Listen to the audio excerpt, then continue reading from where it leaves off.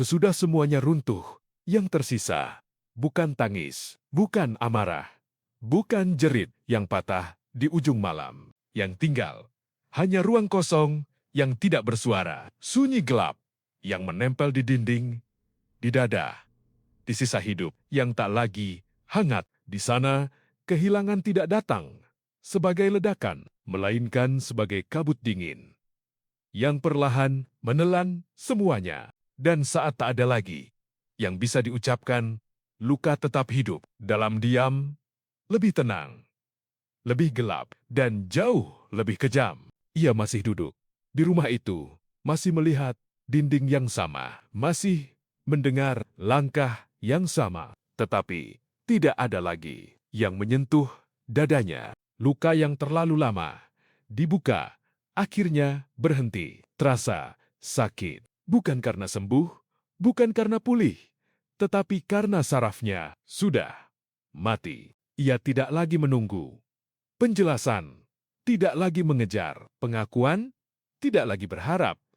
Ada kalimat yang mampu mengubah apa yang sudah jelas, sebab semua kata kini terdengar sama, kosong, tipis, dan terlambat. Wajah itu masih ada di hadapannya, masih membawa nama yang sama, masih memakai bentuk yang sama. Tetapi bagi Bima, itu hanya kulit.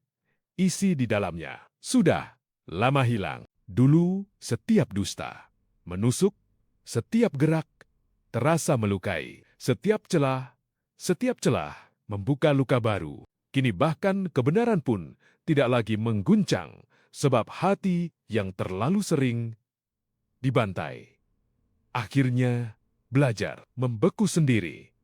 Membeku sendiri, rumah itu masih berdiri, pintu masih dibuka. Setiap pagi, lampu masih dinyalakan.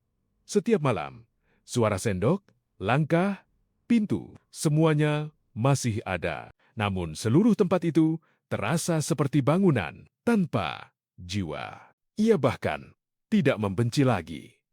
Benci pun butuh tenaga, butuh api, butuh sisa rasa yang masih mau hidup, dan ia sudah terlalu letih untuk memberi apapun kepada kancuran itu. Yang tinggal kini hanyalah gerak, bangun, duduk, makan, diam, berjalan seperlunya, bernapas seperlunya, seperti tubuh yang belum roboh. Meski batinnya sudah lama dikubur hidup-hidup. Di titik itu, Bima mengerti sesuatu yang paling kejam. Tidak semua akhir datang sebagai ledakan. Ada yang justru lebih mematikan karena datang sebagai mati rasa. Ia tidak lagi hancur, tidak lagi marah, tidak lagi patah dalam bentuk yang bisa dilihat. Kini semuanya kosong. Dan kekosongan itu lebih dingin daripada semua pengkhianatan, lebih sunyi daripada semua dusta, lebih kejam daripada semua malam yang pernah membelah harga dirinya. Karena di dalam ruang itu, bahkan luka sudah kehilangan suara. Sejak malam itu, yang tersisa bukan cinta, bukan benci, bukan harapan. Hanya seorang lelaki yang masih hidup, tetapi sudah tidak lagi mempunyai rasa untuk sesuatu yang dulu pernah ia sebut rumah.